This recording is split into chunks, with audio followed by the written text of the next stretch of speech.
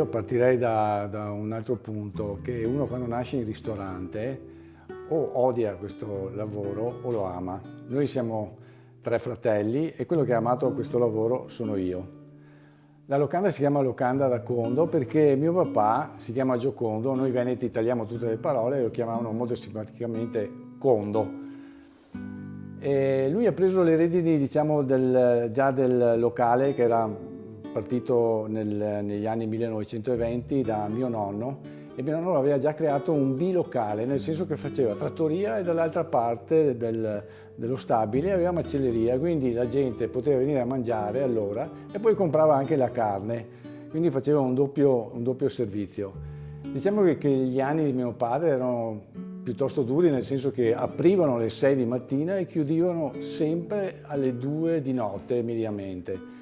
Il bar era un luogo di aggregazione perché avevamo anche un grande bar, e la trattoria, ovviamente non essendoci molti ristoranti come ci sono adesso, era molto frequentata.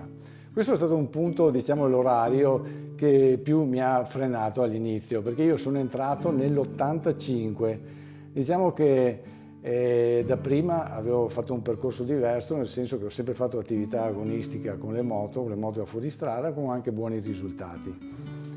Improvvisamente ho capito che un semplice infortunio poteva fermare la mia carriera e quindi ho preferito fermarmi prima e iniziare così l'attività. Ero molto digiuno di cucina. Mia madre però era molto parca nel istruirmi e nel svelarmi i suoi segreti, perché ambiva qualcosa, chi lo sa, qualcosa in più per me.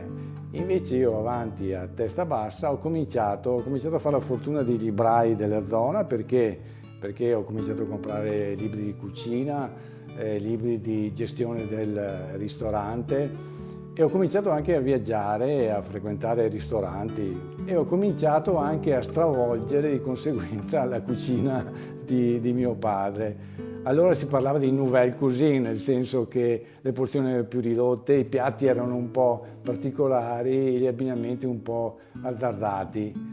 Il cambiamento quando è venuto? Quando un bel giorno ho conosciuto Bea, quella che sarà poi mia moglie, che vendeva vino. A un certo punto la mia cantina era pienamente piena del suo vino, e ho pensato è meglio che mi prenda Bea e che compri meno vino.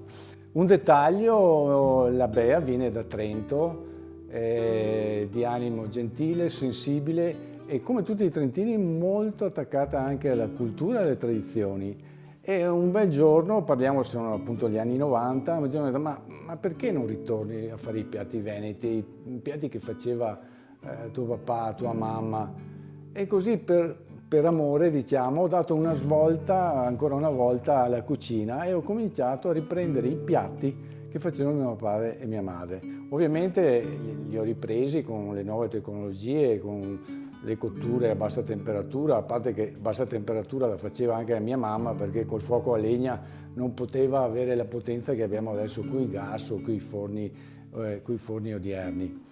Il piatto che, diciamo, ci contraddistingue è senz'altro i radici fagioli, che oggi abbiamo impiattato insieme a voi, un piatto che se pensiamo era veramente il piatto unico del tempo, nel senso che era un piatto veramente proteico, fagioli, la pancetta e poi il radicchio, che noi ovviamente facciamo. Allora torniamo al discorso di vegetariani e vegani senza il lardo, quindi è un piatto che spazia anche per i vegetariani e per i vegani, ed è un piatto unico, senz'altro eccezionale, che adesso facciamo con il radicchio di Treviso, mentre una volta si faceva col radicchio di campo, che proprio si coglieva in questi momenti qui di freddo particolare. Un altro piatto che facciamo spessissimo e che molti hanno dimenticato è il bollito misto, quindi qui abbracciamo proprio i carnivori nel vero senso della parola. Ricordo molto volentieri, in occasione di una cena di selvaggina particolare, il cliente ha voluto farsi fotografare proprio davanti allo spiedo, perché il giorno dopo partiva per l'America, andava a New York, incontrava Cipriani e voleva fargli vedere la vera cucina veneta. Questa è una delle soddisfazioni, ma che cogliamo continuamente. E diciamo, per mia indole, essendo sempre molto curioso, ho sempre voglia di cambiare, di provare, anche diciamo, questo momento particolare mi pone delle sfide e dei cambiamenti che sia io che Bea accettiamo volentieri e l'affrontiamo in maniera corretta.